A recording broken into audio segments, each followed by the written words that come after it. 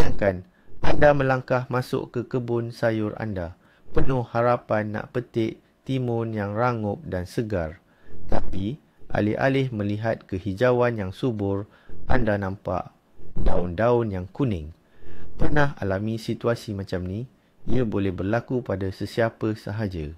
Daun timun yang mengkuning itu bukanlah petanda akhir atau mati pucuk. Sebaliknya, ia adalah satu isyarat. Tumbuhan anda sebenarnya sedang cuba bercakap dengan anda. Dalam video ini, kita akan kupas dan fahami mengapa situasi ini berlaku.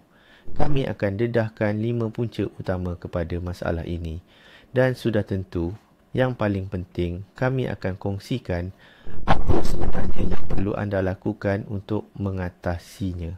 Jadi, bersiap sedia untuk dapatkan penyelesaian mudah bagi menyelamatkan hasil timun anda. Perlu diketahui, timun ini sebenarnya agak sensitif. Ia berasal dari kawasan tropika Asia yang panas dan lembap. Sebab itu, untuk membesar dengan sihat, ia perlukan keadaan pembesaran yang tertentu. Apabila ada sesuatu yang tidak kena atau stres, ia akan tunjukkan melalui perubahan warna daunnya. Dan warna kuning adalah salah satu tanda yang paling biasa menunjukkan ia sedang stres atau kekurangan nutrisi penting. Jadi, isyarat-isyarat ini adalah kunci kepada kejayaan mendapatkan tanaman yang sihat dan hasil tuaian yang lumayan. Risau atau panik, ia tidak semestinya disebabkan oleh serangan penyakit atau perosak.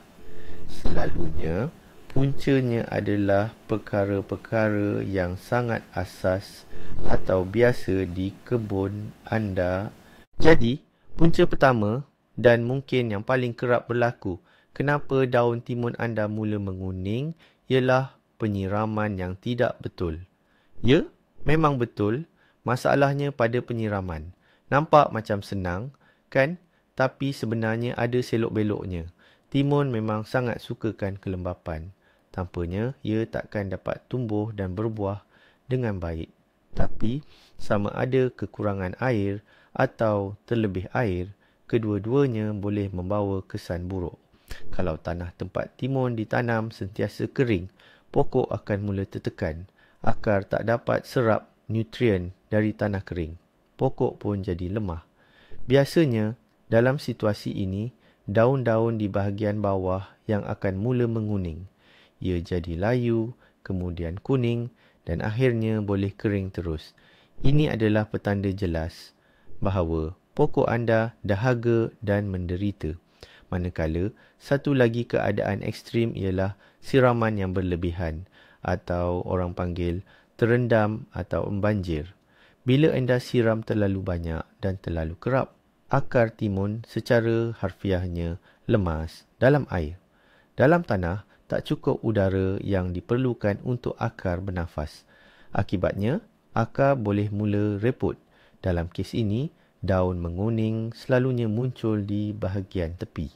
Daun nampak macam elok dan segar, tapi ada jalur kuning di tepinya. Ini juga satu bentuk stres untuk pokok, sebab akar yang rosak tak dapat hantar air dan nutrien. Sebab itu, sangat penting untuk cari keseimbangan. Tanah perlu lembap, tapi bukan basah kuyup. Dan yang pasti, jangan biarkan ia kering kontang sepenuhnya. Kami akan tunjukkan kepada anda cara betul memeriksa kelembapan tanah sebelum menyiram dan cara menyiram supaya pokok timun anda tumbuh sihat dan gembira. Punca kedua yang sering berlaku daun timun menguning adalah kerana lapar atau kekurangan nutrien. Ya, betul. Pokok timun ni memang kuat makan. Mereka membesar dengan sangat cepat dan memerlukan banyak nutrien dari tanah untuk pertumbuhan ini. Jika nutrien tidak mencukupi, terutamanya elemen penting tertentu, daun-daun akan mula memberi isyarat. Selalunya masalahnya adalah kekurangan nitrogen. Nitrogen adalah bahan binaan penting untuk pertumbuhan pokok. Ia sangat penting untuk pembentukan klorofil, pigmen hijau yang terdapat pada daun. Apabila nitrogen kurang, pokok akan mengambil nutrien itu dari daun-daun yang lebih tua di bahagian bawah untuk disalurkan kepada daun-daun muda di bahagian atas. Sebab itu, apabila kekurangan nitrogen, daun-daun di bahagian bawah akan mula menguning dahulu. Corak kekuningan ini agak unik. Tisu di antara urat-urat daun akan menjadi kuning, manakala urat daun itu sendiri kekal hijau. Ini menghasilkan corak yang khas, seolah-olah hamparan kuning dengan jala hijau. Ini adalah petunjuk yang sangat jelas untuk pokok kekurangan nitrogen. Tentu, kekurangan elemen lain seperti kalium atau magnesium juga boleh menyebabkan daun menguning, tetapi kekurangan nitrogen adalah punca yang paling biasa terjadi. Tanpa nutrien yang mencukupi, pokok akan menjadi lemah. Ia tidak dapat menghasilkan daun atau batang yang sihat, dan ini bermakna hasil buah juga akan sedikit.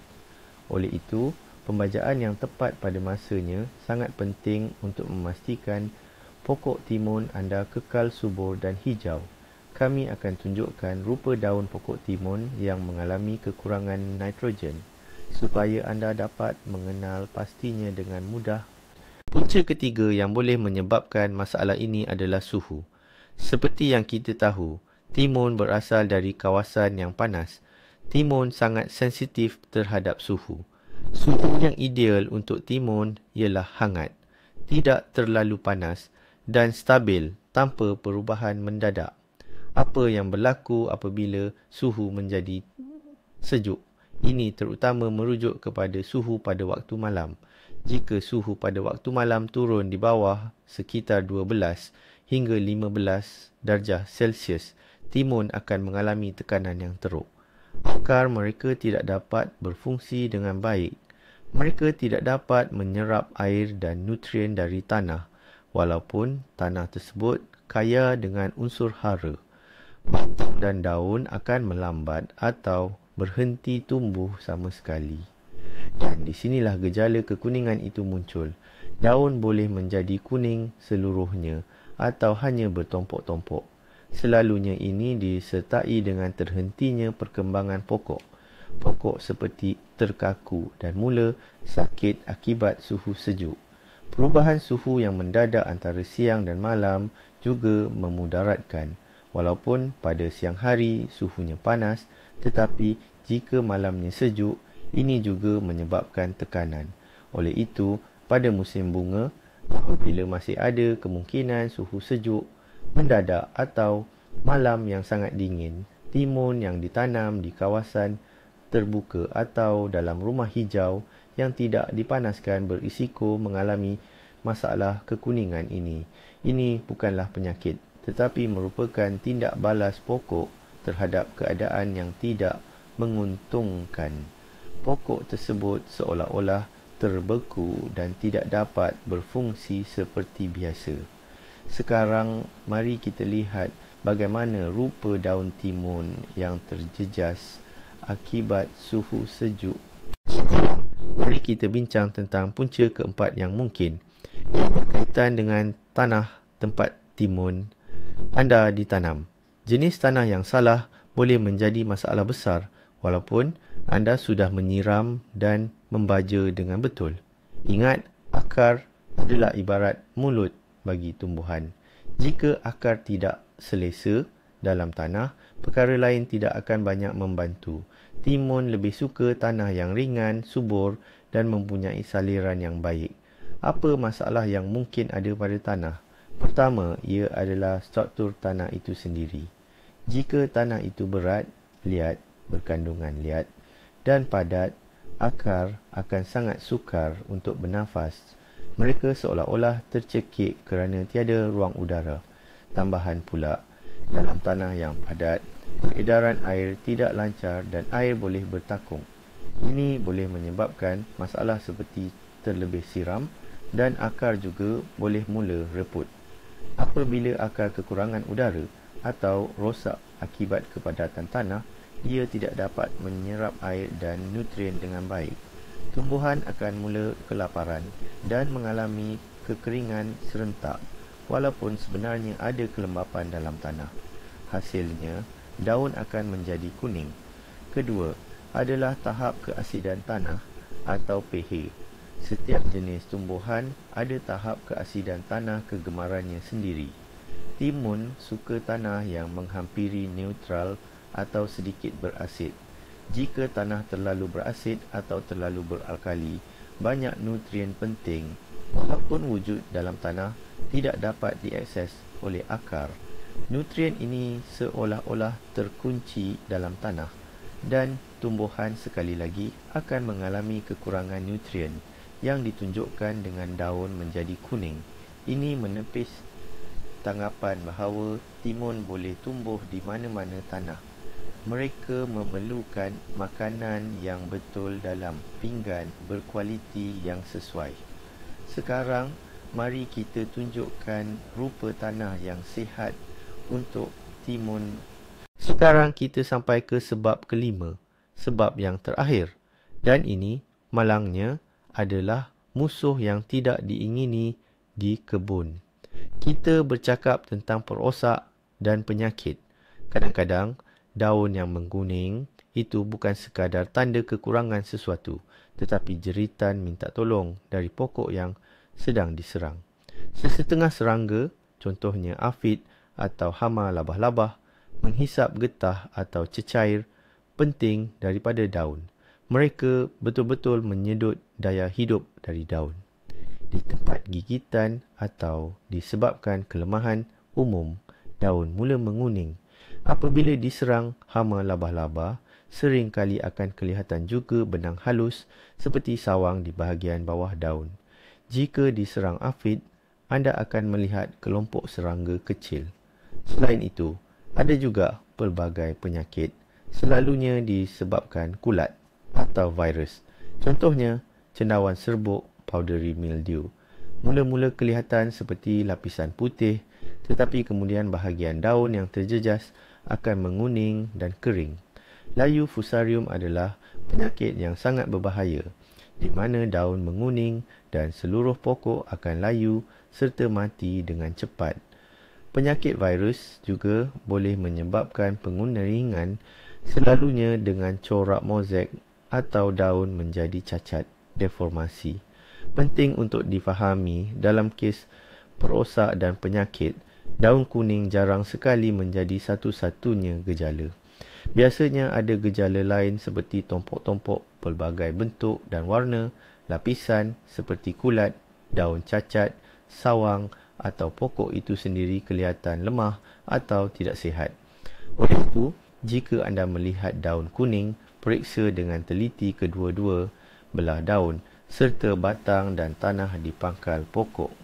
Ini boleh membantu anda memastikan sama ada timun anda sedang diserang oleh tetamu yang tidak diundang. Jadi, apa yang perlu dibuat apabila ternampak daun kuning? Jangan panik. Pertama, kenal pasti puncanya berdasarkan panduan kami. Jika puncanya adalah penyiraman, laraskan. Tanah perlu lembap tapi bukan becak. Untuk atasi kekurangan nutrisi, gunakan baja yang sesuai, terutama yang kaya nitrogen. Boleh guna baja cecair cepat bertindak atau petua semula jadi. Lindungi pokok daripada cuaca sejuk dengan menutupnya atau pilih tempat yang terlindung. Perbaiki kualiti tanah dengan kompos atau baja organik dan pastikan tanah gembur. Jika ada tanda-tanda serangan serangga perosak atau penyakit, periksa pokok dengan teliti dan gunakan bioracun atau petua semula jadi yang sesuai. Bertindak dengan segera adalah kunci untuk menyelamatkan hasil tanaman anda. Kini anda tahu rahsia utama mengatasi masalah daun kuning. Semoga video ini bermanfaat untuk anda. Terima kasih kerana menonton sampai habis.